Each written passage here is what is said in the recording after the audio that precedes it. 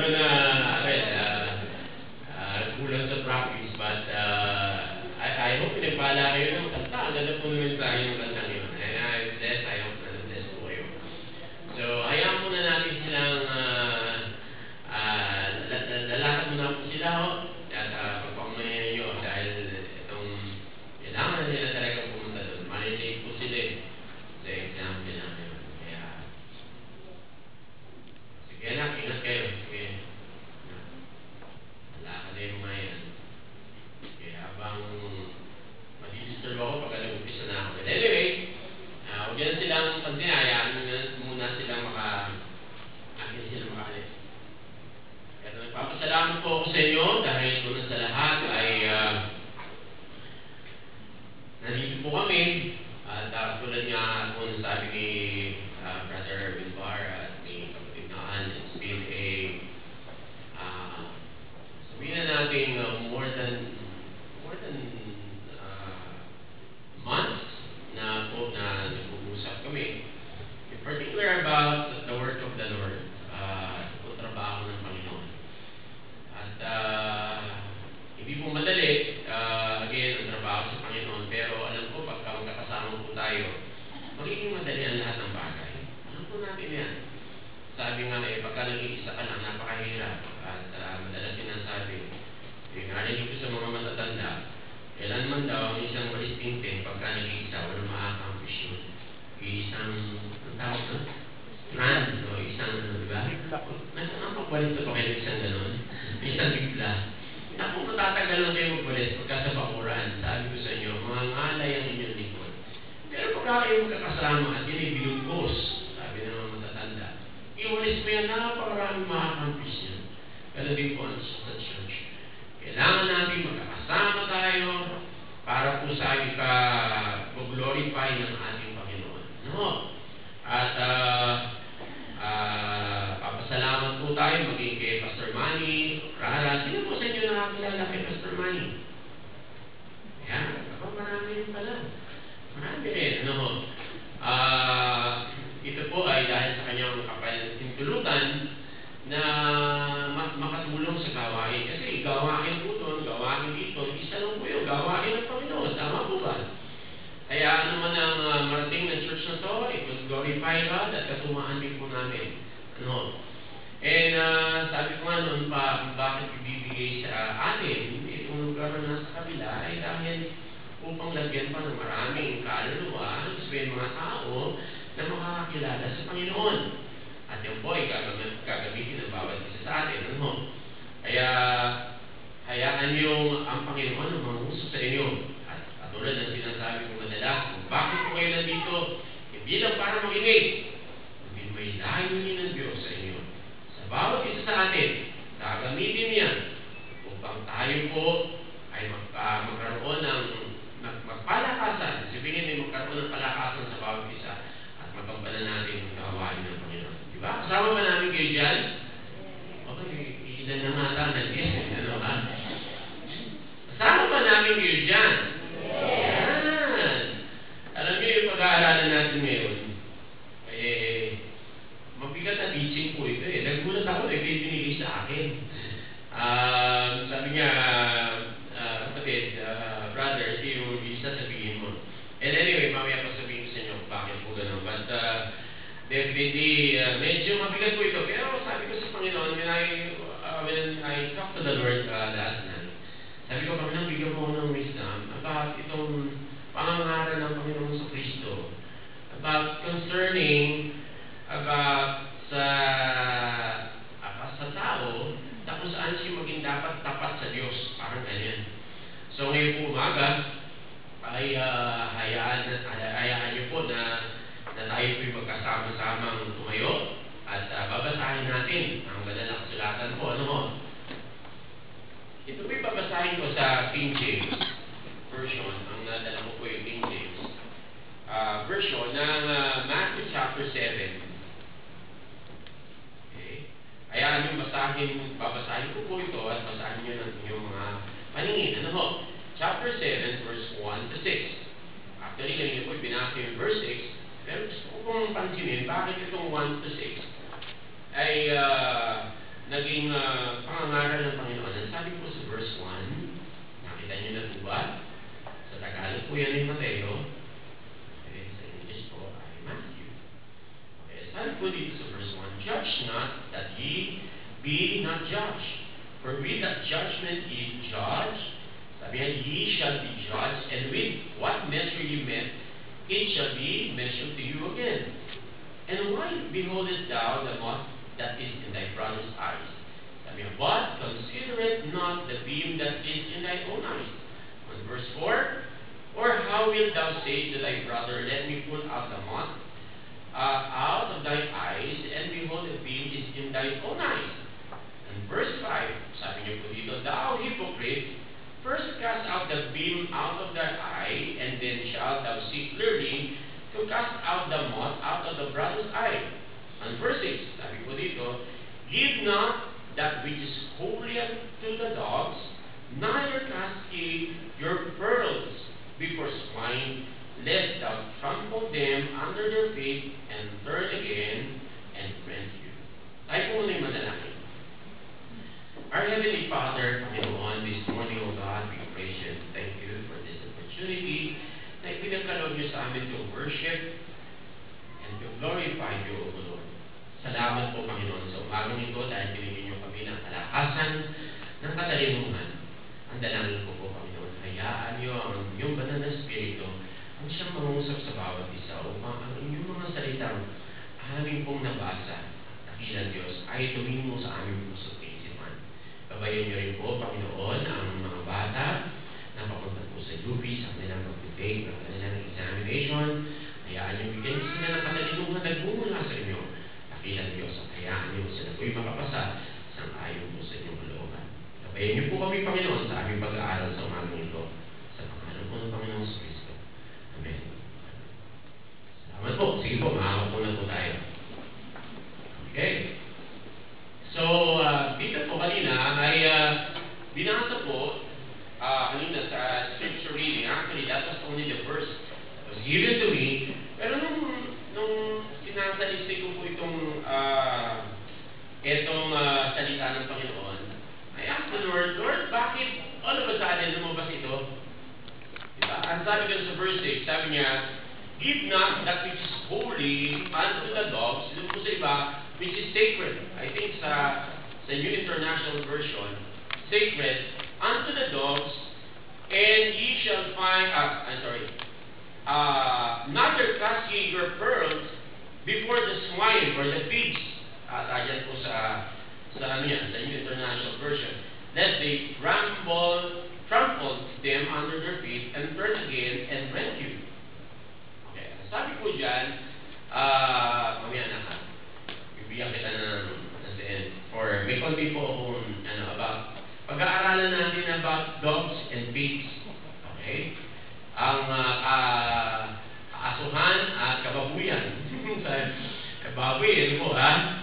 Pero, sabi ba, ano ba sa atin? Lumabas ito sa bibig ng Panginoon about the dogs and the pig.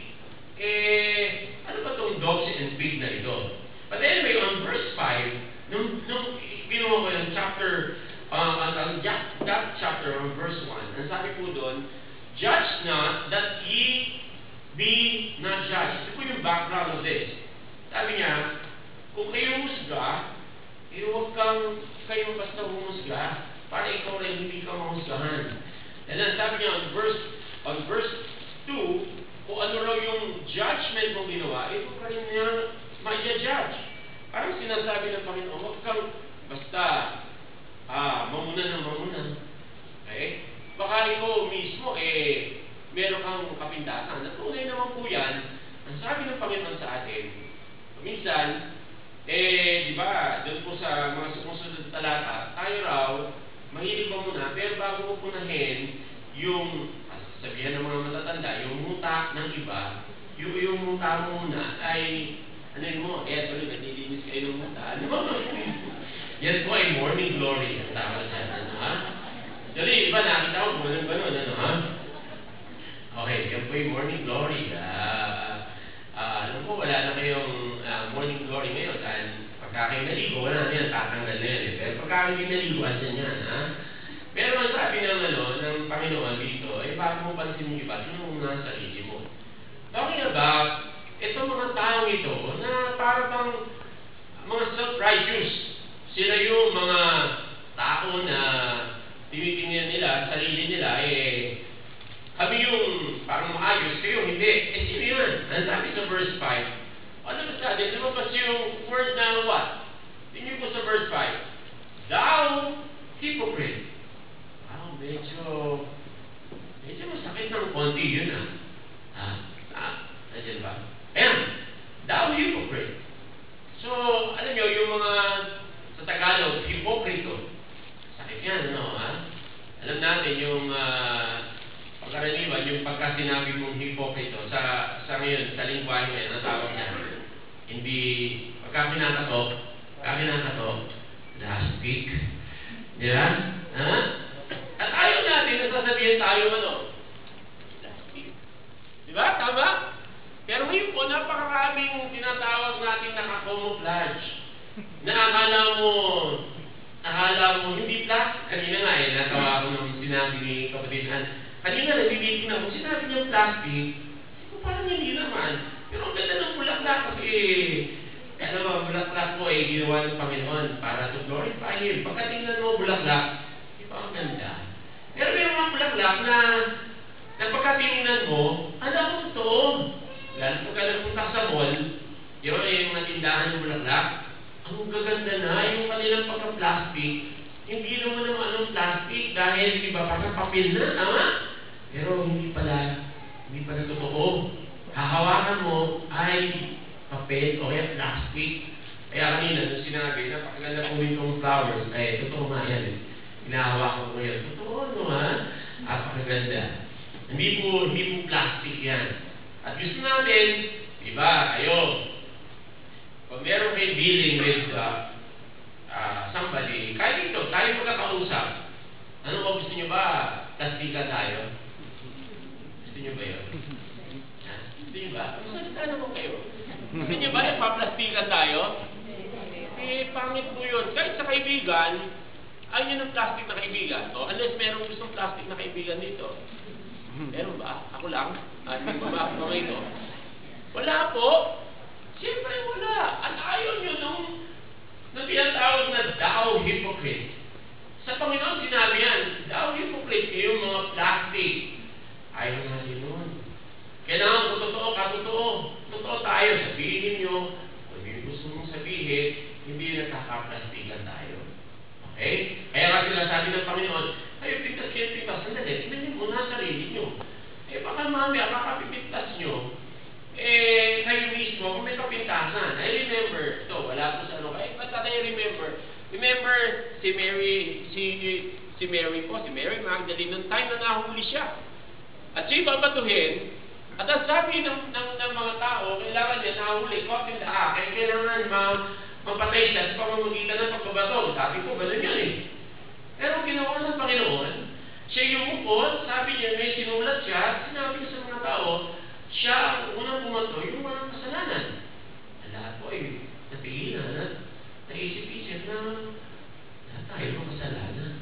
Kaya, tumalikot po na wala sabi niya, nasa na accusation mo, sabi niya sa babae. Ibig sabihin, lahat po tayo, ay bago tayo mamansin o mamuna, tingnan muna natin ang ating sarili. Ngayon, pagkakataong ito, ang sabi po dyan, thou hypocrite, first cast out the beam out of thy own eyes. Tanggalin mo muna yung beam. Yung beam parang piring sa iyong mga mata.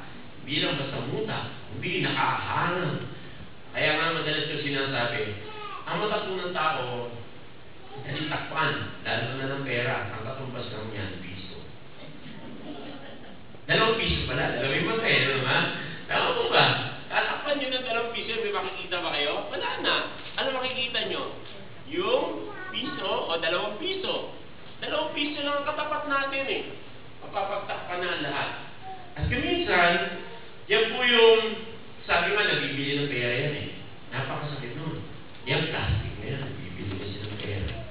Okay, pera. Yan sinabi ng Panginoon, thou hypocrite, first cast out the beam out of thy own eyes. Tapos, sa verse 6, lumabas po ngayon yung word na ito.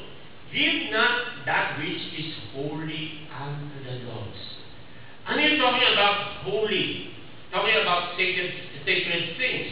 So, in-mention niya, ikinumpare niya, sabi niya, neither cast ye your pearl before the swine, lest they trample them under their feet, and turn again, and rent you. So, sabi, parang ito lang yan eh. See, alam natin na to. We're not talking about here, mamaya papakita ko sa inyo, not talking about here, basta yung dog na inaalagaan natin. Okay? Alam natin, yung ibang dogs na inaalagaan natin, ang gaganda. Tama? Pero yung panahon yun, ang dogs po noon, ay, ano pinag-aralan ko yan? They're referring yung dogs na nasa mga kalye, na mga pangit na dogs. Okay? Siguro, iba ipapakita ko sa inyo yung dogs, ha? Yung mga may hilig sa dog. Ito yung mga ugliest dog. Sabi ko sa anak, mag-search ka nga ng mga, may ano po yan eh, di ba? May magandang dog, at may, ang tawag doon, competition sa mga magandang dog. Ang space pala, may competition sa mga pangit na dogs. Alam niyo ba yun? Pinaka-pangit na dogs. Alam niyo ba yun? Nakakita ko lang po yan eh. Meron po competition sila doon. At dun sa Guinness Book of Records, meron lumabas na the ugliest dog. Ito pong dalawang ito, nanalo. O, gusto niyo na makita. O, ito, pakita natin yung isa na. Ayan, ha? Ito yung una. Sadali lang daw. O, di ba de? Habang hinihintay natin, dito niyo makikita, i-compare ang mga tao sa mga klase ng dogs na ito. Ayan yung isa. Ayan, nanalo po yan. Kung yung may aso nyo ay, yun naman, meron pa siyang puso, competition po yan. Anong klaseng dog yan? Hindi ko alam. Anong klaseng dog yan? Hindi ko alam po. Yan po ay nanalo noong 2009 ba? 2009. I think that was 2009. Sa Guinness Book of Records. Yung pong sumunod, 2010 po ata. Tingnan nyo. Yan! Magugusto nyo ba yung klase na ganyan? Adiri, so yan. Anong klaseng aso yan? At yun, nakita ko yun, yan po yung sinasabing dogs dito. Parang hindi na dog yan, nakakatakot. Nung nakita ko yun, sabi ko parang may sakit na awan. Ngayon, yun about the pigs. Sabi about the pigs. Sabi niya, kung maglalagay ka raw ng perla sa baboy, naku, meron ba kayong bibigay na perla sa baboy, nakita, oy, perla! Tumatuwa yung baboy, hindi lagyan mo siya maraming perla. Wala, yan si Babes. Wala pa pa, mali niyan. Ayan pa. Kaya madumi. Meron pa siya bota, ha? Yan, binubataan pa yan. Ayan, yan yung pinakamarumi. Okay, ha? Na naliligo sa kanyang, sa kadumihan. At alam nyo, itong mga ito ay sinabi mismo sa mga talata natin binasa. Para mabigyan pansin, itong sacred things, hindi po pwede sa mga dogs at ito sa mga pigs. Okay? Because we're talking about sacred things. We talk about sacred things. It concerns about God. Okay? And it concerns about itong dogs na to and the pigs are the hypocrites. Ito yung mga taong akala mo maayos pero wala naman. Sabi niya, yung mga sacred things, kung bibigay dyan, kasi babali-malahin. Well, sino-sino itong mga tao nito? Gusto kong makalamin natin ito. Kasi ayaw natin, gusto natin, gusto ko tayo sa Diyos. Baka mamaya, hindi naman pala tayo naging maayos sa Panginoon. At may mga bagay na kung minsan, half ka, ano tawag dito? Yung naka-camouflage. Ang tawag doon, naka-cosmetic. At ngayon, marami ng ganyan. Ano po, hindi talaga nakakita yung itong kulay, nagtatago. Okay. Noong panahon na yun, para po maintindihan niyo po yung aking pangalan, ito po yung usapan namin ng Panginoon. Alam ko, I have to finish before 11 o'clock. Makikita niyo po yan ay, before I go onto that, talking about pigs and dogs, tingnan niyo po yan sa 2 Peter chapter 2 verse 22. Okay? 2 Peter. Okay.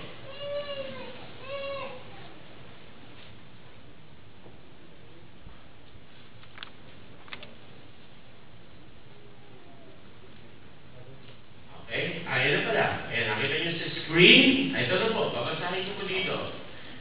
Verse 22. And ito po ang sabi, but it happened unto them, according to the true proverb, the dog is turned to his own vomit again, and the sow that was washed to her wallowing in the mire.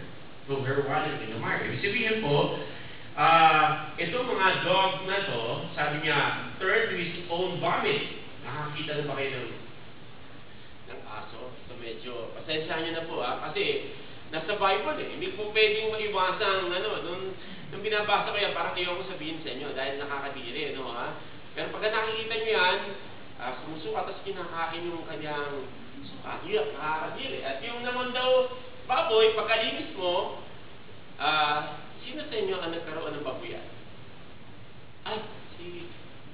Definitely, ate, pagka nililinis ng baboy, di ba pagkalinis, pagka natapos iwanan mo siya, makita mo papagulong-gulong na naman sa madumi. Tama mo ba? Gusto nila yun Okay? Ngayon, saan sila, pagka alam mo yun may chapter 20 pala. Sa verse 22, nalilito na po ako. 21, ang sabi po dito, 20 and 21. For if after they have escaped from the pollution of the world through the knowledge of the Lord and Savior Jesus Christ, they are again entangled therein and overcome and later it's worse with them than the beginning. For it had been better for them not to have known the way of the righteous than after they have known it to turn from the holy commandment delivered unto them. Ano po ibig sabihin ito? Wala lang po akong Tagalog pero ito lang po ibig sabihin. Meron daw mga tao, after they know about the word of the Lord Jesus Christ, after they learn about the truth, nalaman nila yon. Ang pagkatapos, nalaman nila, umalis sila sandali, pagkatapos umalik ulit sila sa dati nilang gawin. Para bang sinasabing, nanumbalik sila. At ang mabigat, mas worse pa raw, kaysa dun sa dati, which is in verse 20. Mas worse pa, kaysa dun sa dati. Sabi niya, mas maganda na lang dahil hindi nila nalaman yung katotohanan. Bakit? Kasi parang nakakapanloko. In the sense na nalaman nila katotohanan, hindi nila talagang isinabuhay o isinabuhay man sandali, pero after that, bumalik sila dun sa kanilang dating gawin. At ang matindi po dito, worse pa. Ang sabi nila, katulad daw yan ng aso at katulad daw ng baboy. So talking about, itong mga tao ito, talagang hindi po nakakilala sa Panginoon. Nakakarinig, ginawa pansamantala, pero after ng pansamantalang yun, bumalik doon sa dati yung gawin. Sabi niya, pag kaya na ibinigyan mo ng mga sacred things, naku, baliwala yan. Itatapon lang nila. Kasi una sa lahat, ang hindi po tama, puso. Sa harapan ng Diyos, pagka hindi tama ang puso nyo, hindi po kailanman magiging tapat tayo sa harapan ng Diyos. Okay? Una sa lahat, puso yan akala nyo, tayo po'y basta maka-attend na lang. Okay? Punta tayo sa church, parang ganyan. Okay, salamat po, pupunta sa church. Pero gusto ng Panginoon, mas nakikita niyo yung puso nyo. Ano ba yung nasa puso nyo? Alam nyo, may mga pagkakataon dati na umaatin. Ako, I'll be honest with you. Dati po, aatin ako sa church. Okay? Sa dati ko, sabihin ko na ako po'y Catholic. I was born a Catholic. At ako baga pumupunta sa church. Pumupunta ako dyan, hindi po para to worship God. Okay? Talking about myself. Pupunta ako dyan sa may konsepsyon, dyan ang umatin natin. Ako po'y pumupunta dahil naghahanap kami ng mga magagandang tanawin. Ano yung magagandang tanawin? May mga babae po kasi na mga magaganda. At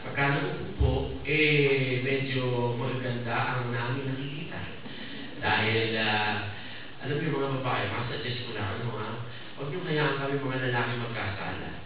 At yung minsan, yan po pagka kayo nauupo, well, siyempre may damit, di ba? Nakakita na ba kayo ganyan? Na may ang damit, pagka nauupo sa jeep, hatak ng hatak. Di ba? Noong una, nagsuot ng maikli, tapos pagka nasa jeep, hatak ng hatak. Kami naman lalaki, siyempre, halibasa, siyempre, may mga mata Pagka natapat sa'yo, napatingin ka, tatakpang gabi, titingnan ka ng masama, di ba? Sa lahat, nakatingin na, suot ng maikli. Samantala, sabi nga nila na nanay, nung panahon noon, na kung hindi mo makikita ang binti ng babae. Totoo po ba yun sa mga, diba? Hindi mo makikita ang haba ng panda noon, di ba? Mag-ingat dito, hindi mo makita dahil lalos long sleeve. Tama po ba? Tama ako. Ngayon daw, paurong. Umaakyat, umababa. Totoo po yan. Kaya kami nagpupunta sa simbahan noon, hindi para to worship God. Okay? Pumupunta kami noon at kami itatabi, pagka magkakabarkado. Kami doon, di ba? Ikaw naman, kala ng nanay mo, nagsisimba ka, dahil nagsisimba ka, pero wala kaming naintindihan sa homily ng pare. Homily ba tawag na? Homily, okay. Yung sinasabi ng pare, wala kami naintindihan. Pero every Sunday, pupunta ka dahil alam mo na mga pagkanay mo, pumupunta yung magandang doon okay ha? At doon ka lang pupunta, kami mga hypocrite. Ang totoo lang, nasasalita tayo pare, wala kaming naririnig. At tinitingnan namin yung mga magandang ang mga mata namin ay ganyan ang ganyan, hanap ng hanap. Pero tanong, meron ba nagbago sa akin nila? Pero ang sabi ng Panginoon, yung mga klase ng mga tao yan, yun yung mga hipokrito nasa simbahan. Pero hindi naman talaga nag-worship. Ibigay mo man ng salita, wala, papasok, lalabas. Yan ano lang yan, natawag doon, aapak-apakan. At ang masakit yan, pagka nakarinig sila ng mga offenses sa kanila, sabi nila, ibig sa akin yan. Sa iba yan. Yeah? Yung po sinasabi dito. And then, alam nyo, ang talking about here, nung binigay sa akin ng Panginoon, ito pala yung minsan, nagsasalita ang Panginoon, hindi natin narinig, kung narinig natin, pero hindi natin internalize yung kanyang mga salita. Look at on John chapter 8, ito po isang senaryo kung saan ang Panginoon nangangaral, at sa kanyang pangangaral, itong mga tao naman, nakikinig, pero anong nangyayari? Iba, hindi makapakinig ng kung ano lang yung gusto pakinggan, sige pakinggan, pagka ayaw-ayaw. Tignan niyo po good example, on chapter 8 ng John, verse, lagay natin, verse 31. The following verses. Okay. Ito po magandang senaryo po ito. Saan makikita nyo at masasalamin natin ang mga tao na mapagkunwari, okay? Yung mga hipokrito kung tawagin ng Panginoon. John chapter 8. Ayan, nasa may screen na ata. Okay. Verse 31. Ang sabi po dito, then said Jesus this to those Jews which believe on Him, ito na yung mga Hudyo po ang kanyang pinakausap, na naniniwala sa Kanya. Okay. Yan nyo, as we go along, makikita nyo po ang mga talata kung paano nag-develop. Sabi niya, if ye continue in my word, then are ye my disciples indeed. And ye shall know the truth, and the truth shall set you free. So talking about the Lord Jesus Christ, talking about truth. Katotohanan. Ang katotohanan daw ang magpapalaya sa atin. Tama naman yun. Yan yung po makikita yun. And ang sabi niya dito, then, sabi niya, they answered him, we be Abraham's seed. We never in bondage to any man. How sayest thou, you shall be made free. So, nung sinasabi niya, sandali, hindi naman kami alipin. Kaya may sinasabi mo kami palalayakin. So, may sinasabi about bondage dito. At ang sabi dito, sa verse 34, sabi niya, Jesus answered to them, verily, verily, I say unto you, whosoever committed sin is the servant of sin. Sabi niya, kung sino man ang nag-commit sa inyo ng kasalanan, siya ay alipin ng kasalanan. Talking about sin, kasalanan. And then, ang sabi niya dito, if the Son, sabi niya, sa 35, and the servant abides not in the house forever, but the servant abided ever. If the Son therefore shall make you free, ye shall be free indeed. Ang sabi ng Panginoon, kung ang anak, okay, yung Son, which is referring to the Lord Jesus Christ, palalayain ka, you will be free indeed sa kasalanan. At tunay naman po yan. Doon nakakilala tayo sa Panginoon, yung ating mga dating gawin, hindi na natin dating gawin. We are a new creature. Ang sabi po doon well, mamaya po, papangitin ko po sa inyo, we are a new creature. Hindi na po tayo dati. Ayun. Ang sabi niyo po dito, di mo, ano yun po natin, ha? Masahin natin, mag-picture nyo, ang Panginoon nagtuturo, nagsasabi siya sa mga Hudyo, sa pagkakataon ito, para may mga Hudyo, sandali, hindi naman tayo alipin. Ba't sinasabing alipin tayo? Tuloy po natin ang basa. Ang sabi dito, sa verse 37, sabi niya, I know that ye are Abraham's seed, but ye seek to kill me. Look at their motive. Diba? Sabi niya, you seek to kill me because my word has no place in you. Parang sinasabi niya, gusto niyo naman akong patayin eh. Ang salita ko, which is yung sinasabi kanina sa Matthew, this is sacred things na binibigay sa mga dogs and pigs. Walang ano sa kanila. Parang binabaliwala sa kanila. Sabi niya, no place in you. I speak that which I have seen with my Father. Ye do that which ye have seen with your father. Tapos nasabi niya, 39, discussion na ito. Sabi niya, they answered and said unto him, Abraham is our father. Jesus said unto him, if ye were Abraham's children, ye would do the works of Abraham. Sabi niya, kung kayo ang angkal ni Abraham, gagawin niyo trabaho ni Abraham. Ang sabi sa sumunod sa talata, but ye seek to kill me, a man that hath told you the truth which I have heard of God, this did not Abraham. Ang sabi niya, ito'y narinig ko sa Diyos, hindi kay Abraham. Ito'y sinasabi ko sa inyo. Nagkakaroon ng parang argument dito. Okay? Hanggang sa tuloy natin po ang basa. Makikita niyo po sa verse 41. Eto na, sabi niya, ye do the deeds of your father. Sabi niya, sandali, may sinasabi ang Diyos dito na itong mga taong ito, yung father nyo, yun ang ginagawa. Yung deeds nila, yung gawa nila, yung gawa ng father nyo, yun ang ginagawa nyo. Ano ba yung sinasabi ng Panginoon? Eto na po. Ang sabi niya dito, sa verse 41 din, then said they to him, we be not born of fornication, we have one Father, even one God, even God. Sabi niya, sandali, hindi naman kami anak sa labas ha. Isa lang ang Diyos namin. Ayan na. Hanggang ang sabi ng Panginoon dito, Jesus said unto him, if God were your Father, you would love me. For I proceeded forth and came from God, neither came I of myself, but He sent me. Galing ako sa Diyos Ama, ibinigay sa inyo. Ang sabi ko sa verse 43, why do you not understand my speech? Even because you cannot hear my word. Bakit hindi niyo ako maintindihan? Hindi niyo marinig yung aking salita. Pinapaliwanag ng Panginoon sa kanila. Sabi sa verse 44, ito po yun. Tignan niyo po. Ye are your father the devil. This time, may sinasabi ang Diyos sa mga nakikinig. Alam niya puso niyan. Sabi niya, kayo na ang inyong ama ay ang ano yun? Sabi niya, parang offensive yan.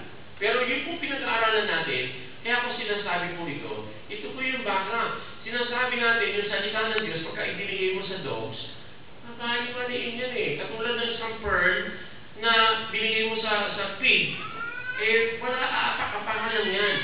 Hindi yung nangyari sa Panginoon, kaya alam niyo yung sinasabi niya about it.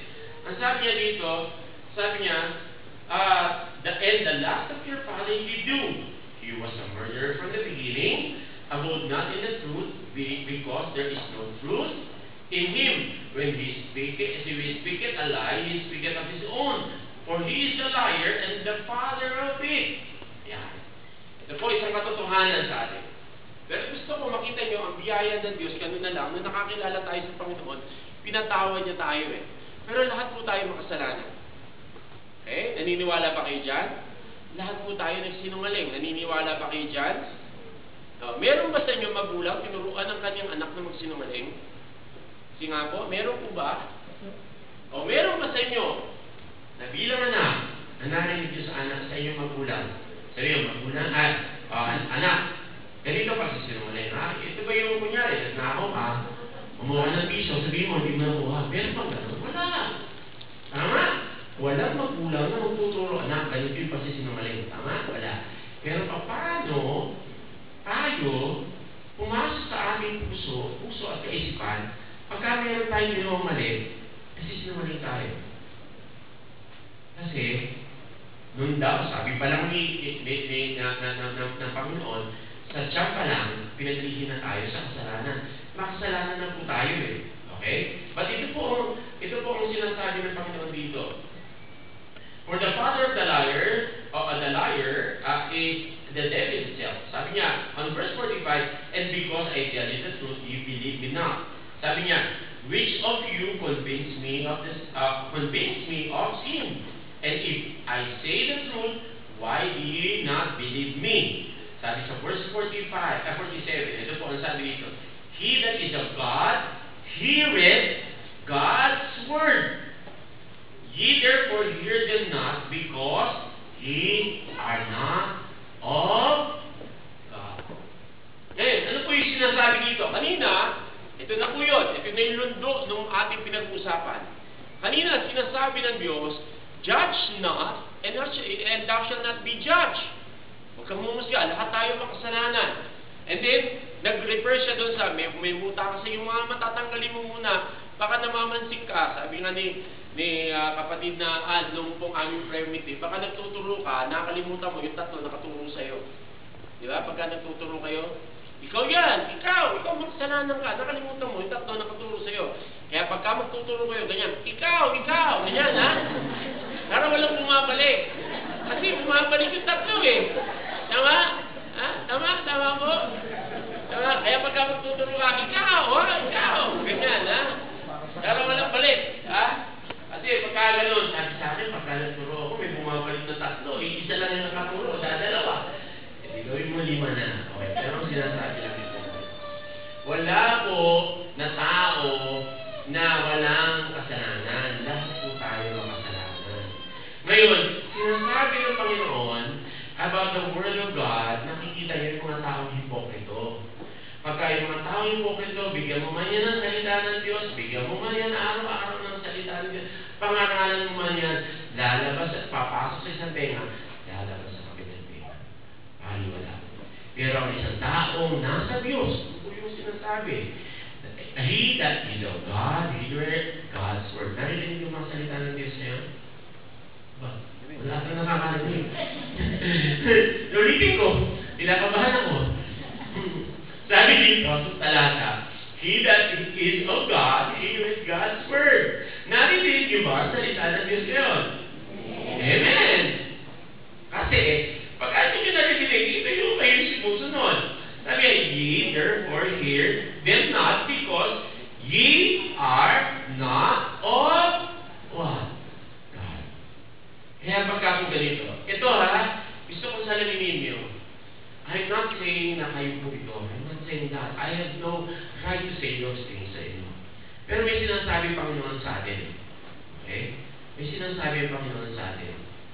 Kung ang mga salita niya tumitimo sa inyo, anak ka niya. Naniniwala ko. Anak ka niya. Tumitimo yan sa puso eh.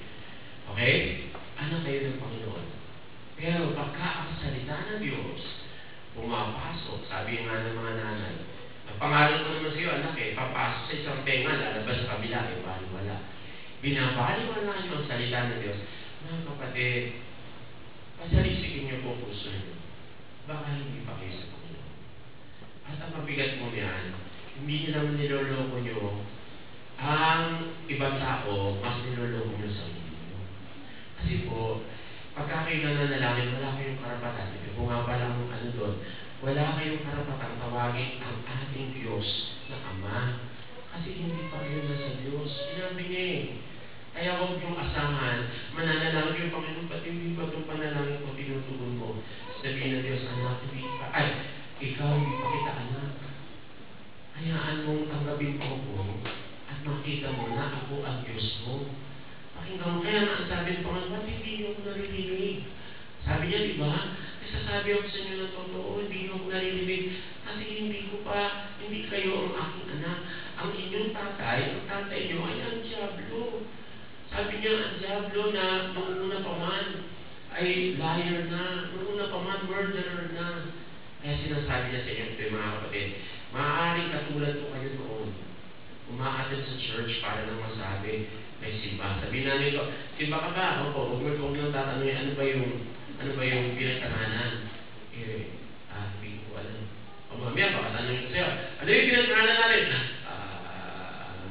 Nako, hindi nyo narinig. Hindi po ako may sabi niyan. Ang Panginoon po ang masabi. Kaya diyan po, sasaliminin natin. Kaya mga kapatid, sabi nga, ito po, magtatapos po ako dito. May mga pagkakataon sa atin, nakala natin, anak na tayo. Marami na tumatawag. Actually, meron pa akong but Matthew, sabi niya, marami daw tumatawag sa ating Diyos. Panginoon, Panginoon. Sabi ng Panginoon sa'yo, sandali, masirin mo kayo sa akin. Kayong gumagawa ng hindi kayong gumagawa ng masasama. Hindi ko kayo nakikilala. Sa Matthew chapter 6 po ata. Pero, alam ko, kapos ako sa oras. Pero, dumarating na kuminsan, tumatawag tayo sa Panginoon, pero ang puso niyo malayo sa Diyos. Mga kapatid, this is not a religion. Why we're here is not a religion. Hindi na, ay, baptizo ako. Hindi ho. Ang pinag-usapan natin, relasyon. Kayo, relasyon niyo sa Diyos. Ano ang relasyon niyo sa Diyos? Kung ang salita ng Diyos ay hindi pa tumitimo sa inyong puso at isipan, mga kapatid, natatatakot po ako, baka niloloko niyo sa inyo. At nagkakapastigan po tayo. Kung tapat kayo sa Diyos, magpag-aamit kayo sa Diyos. Ano po? Kailangan kayo ng Diyos. Alam niyo po ba?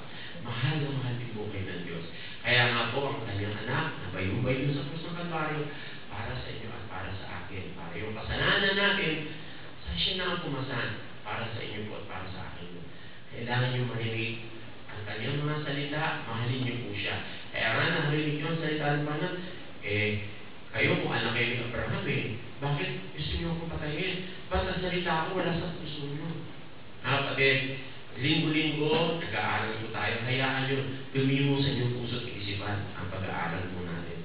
At kuminsan, nasabi nga po ito, nung prayer meeting, narinig ko po ito kay Brother Al. Diyan din po, malapit din po ito. Dito na po ako matatapos. On chapter 13, verse 38. Look at this.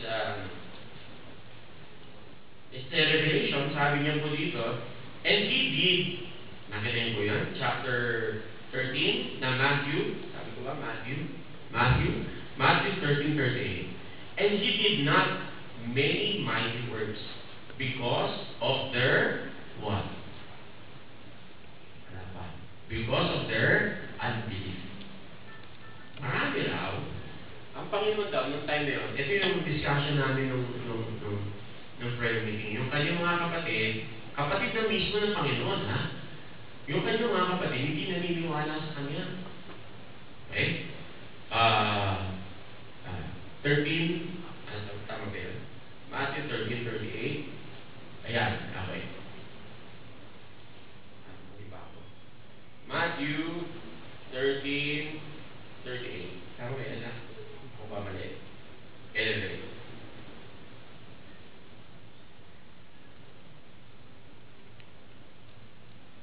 Tama po ba? Yun yung sa Bible nyo. And my Bible says that, and he did not many mighty works there because of their unbelief. Tama? Tama po, yun yun. Look at your Bible. See your Bible? Matthew. Yan mismo? I'm talking about Matthew. I'm sorry. Ako, 58. Kaya pala. Sorry po Kasi may check po yung ano ko. I was looking at the check. Kala ko 38. Ayan! Kaya ako nalito Pasensya po kayo may check. Kala ko 38, so nalagyan ko ng ball pen. Anyway, look at this. He did not make mighty works there because of what? Of their unbelief. Ang Panginoon, hindi po makagawa ng miracle sa buhay niyo. At hindi kayo matutugunan ng Panginoon sa inyong mga panalangin at prayer request kung merong unbelief pa sa puso niyo. Sabihin, ano bang kaya ng Diyos? I remember na po, yung time na merong bulag. Sabi niya doon sa bulag. Sabi ng Panginoon sa bulag, yung bulag sa Panginoon, Panginoon, pagaling mo naman ako sa kanyang sa karamdaman. At tanong niya, sabihin mo ba, nananampalataya ka ba na kaya magbigay sa iyo muli ng aking palingin? Pero sinabi niya, opo. Ang time niya, nagkaroon siya ng palingin. Alam siya, mga kapatid, ang salita ng Diyos, hayaan niyo tumimo sa inyong puso kaisipan, magkaroon kayo ng pananampalataya sa Kanya, at pagkabo na ganyan, nagkaroon na kayo ng personal, unang po sa lahat, personal na relasyon. Okay? Ano yung personal relationship? Know Jesus Christ as your personal Lord and Savior, and after that, doon na kayo may right tawagin ang Diyos Ama ng aking Father. Tawagin ang Diyos, my God. And only then, papasok po sa inyong puso at kaisipan ang salita ng Diyos. O sana kayo maging katulad ng iba, kunyari nagbago, pero pagkatapos kung bumalik sa kanya dating gawin, mas malala pa. Ang sabi, tulad siya sa isang aso na bumalik doon sa kanyang suka at sa isang baboy na nililis at nagpakaroon ulit. Sana hindi na siya nakakilala na sabi. Sana po magpatuloy tayo tapat sa Diyos at magkaroon tayo ng tamang relasyon sa Kanya. Tayo may manalangin. Ayun na po tayo lahat.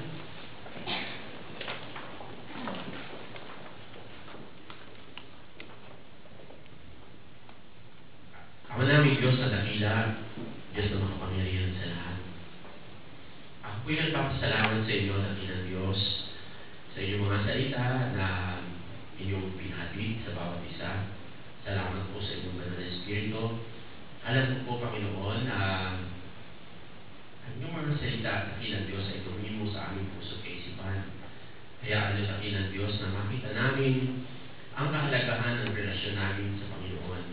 Una sa lahat, ay tagapin namin, dakilang Diyos, ang Panginoon sa Kristo sa aming puso bilang tagapagligtas namin at aming Diyos magpakailanman. Dakilang Ama, kayo po ang mangusap sa bawat isa. Kung meron na kaming relasyon na ganito, dakilang Diyos, hayaan yung maituon namin ang aming pong kaisipan sa inyo. Hayaan yung Panginoon na parati namin makalala ang inyong salita. We know, Lord, we're not perfect. Kahit kami po'y meron ng relasyon, nagkakasala pa rin kami.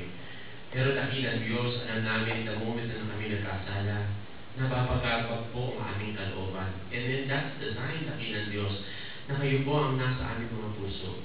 Dakilang Ama, kung meron pong isa sa amin na o higit pa, na wala pa pong relasyon sa inyo, na tunay na relasyon, kaya dakilang Diyos na sa pamamagitan ng iyong mga salita sa umagang ito, ay masalamin niya ang kanyang buhay at matanggap niya kayo bilang Panginoon at pagligtas ng kanyang buhay. Dakilang Ama, tulungan niyo po kami sa buong buhay namin ito, gamitin niyo po ang buhay namin ito, makapaglingkod sa inyo. And that's for your glory, dakilang Diyos. Alam namin kung bakit kami nabubuhay sa mundong ito, ay marami pa kaming gusto niyong gawin para po sa kalalagupan ng iyong gawain sa lugar na ito at sa dakong paroon. Salamat po muli